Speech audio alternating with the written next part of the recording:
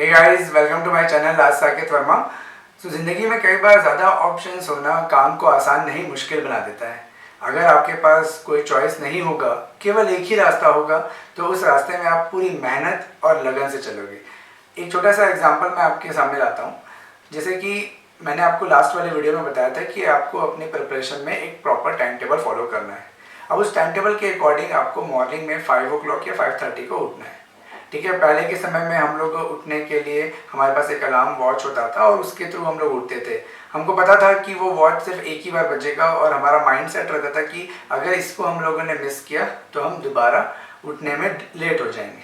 ठीक है, अब हम लोग आज के डेट में टेक्नोलॉजी इतनी बढ़ गई है, हमारे मोबाइल फ़ोन में अलार्म लगाते हैं और उस मोबाइल फ़ोन के अलार्म में हमारे पास एक ऑप्शन होता है स्नूज़ का। और स्नूज़ ऑप्शन में हम लोग 10 मिनट 15 मिनट के ऐसे कुछ इंटरवल सेट कर लेते हैं। ठीक है, और जब हम लोग सुबह फर्स्ट टाइम जब अलार्म बजता है तो हम लोग अलार्म को बंद कर देते हैं, क्योंकि हमको पता होता है कि 15 मिनट बाद ये फिर से बजेगा, तो हम उस समय उठ जाएंगे। फिर सेकेंड टाइम भी बजता है, फिर हम बंद कर देते हैं। थर्ड टाइम भी हम ऐसे ही करते हैं। आप में से बहुत सारे लोग टाइमली उठ भी जाते होंगे, लेकिन बहुत सारे लोग, मेजॉरिटी ऑफ स्टूडेंट्स ऐसे हैं कि वो उस चीज़ को टालने की आदत डाल देते हैं।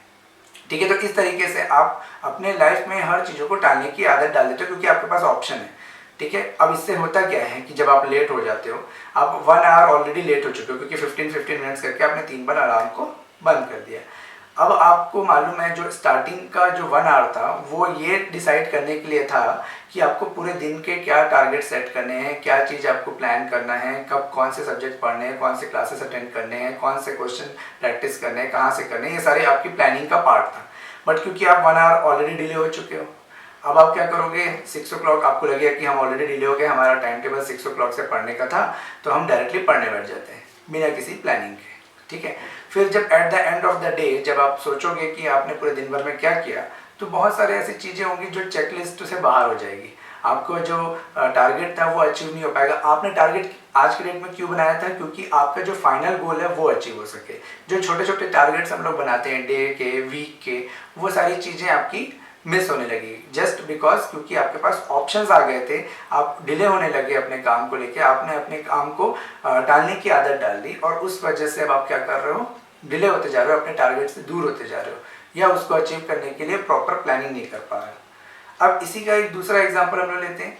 अभी हमारे पास 1.5 ईयर से सिर्फ ऑनलाइन स्टडी का ही मोड है। ठीक है, पहले हमारे पास ऑफलाइन होता था। तो ऑफलाइन हम लोग क्या करते थे, हमको मालूम होता था कि हमको एक जगह जाना है और वहाँ जाके हम लोग को स्टडी करनी है।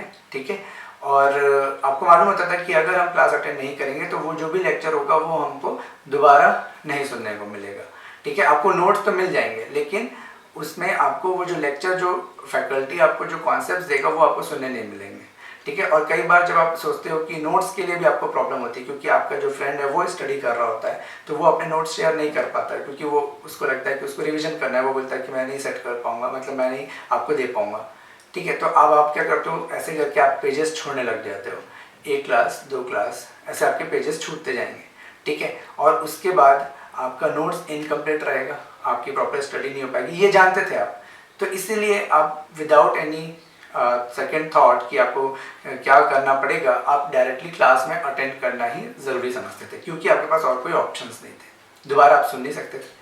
अब हमारे पास जो लाइव क्लासेस हैं, अब आपको ये मालूम होता है कि ये जो लाइव क्लास है इसको आप दोबारा रिकॉर्डेड फॉर्म में देख सकते हो। ठीक है, तो बहुत सारे स्टूडेंट्स अब उस चीज़ को लाइव अटेंड करना भी प्रेफर नहीं करते। वो क्योंकि उनको आदत पड़ चुकी है काम को टालने की, अब वो लाइव क्लास को भी अटेंड नहीं करते। वो सोचते हैं कि रिकॉर्डेड फॉर्म में देख लेंगे। अब रिकॉर्डेड फॉर्म में देखने से क्या होता है ये समझना।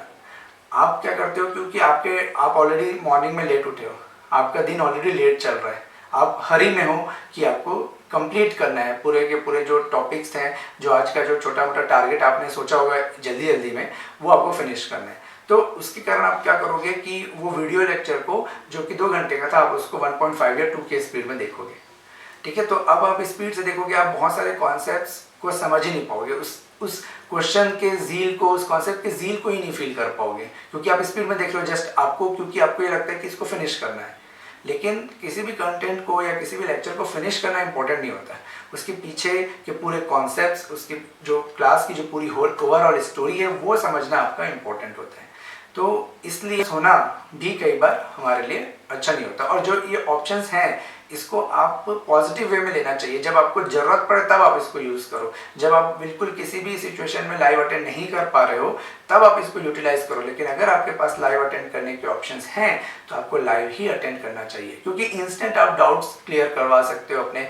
दूसरे के डाउट से आप आपके में एक नया थॉट जनरेट हो सकता है। तो ये सारी चीज़ें लाइव क्लास में जो मिलती है वो आपको रिकॉर्डेड फॉर्म में नहीं मिलेगा।